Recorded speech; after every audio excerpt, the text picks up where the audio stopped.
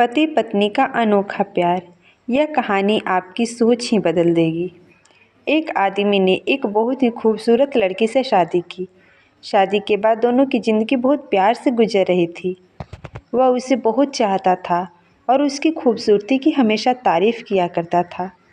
लेकिन कुछ महीनों के बाद लड़की चर्म रोग से ग्रसित हो गई और धीरे धीरे उसकी खूबसूरती जाने लगी।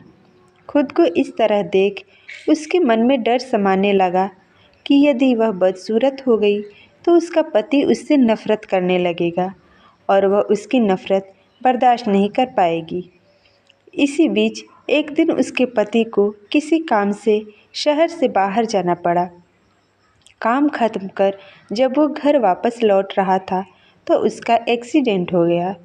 उस एक्सीडेंट में उसने अपनी दोनों आंखें खो दी, लेकिन इसके बावजूद भी उन दोनों की ज़िंदगी खुशी खुशी सामान्य तरीके से आगे बढ़ती रही। समय गुजरता रहा और अपने चर्म रोग के कारण लड़की ने अपनी खूबसूरती पूरी तरह गंवा दी। वह बदसूरत हो गई, लेकिन अंधे पति को इस बारे में कुछ भी पता नहीं था, इसलिए इसका उनके खुशहाल विवाहित जीवन पर कोई प्रभाव नहीं पड़ा। उसका पति उसे उसी तरह प्यार करता रहा। अचानक एक दिन उस लड़की की मौत हो गई। उसका पति अब बिल्कुल अकेला हो गया था। वह बहुत दुखी था। वह उस शहर को छोड़कर जाना चाहता था। उसने अंतिम संस्कार की सारी क्रियाविधि पूरी की और शहर छोड़कर जाने लगा। तभी एक आदमी ने पीछे से उसे पुकारा और पास आकर कहा, अब तुम बिना सहारे के अकेले कैसे चल पाओगे?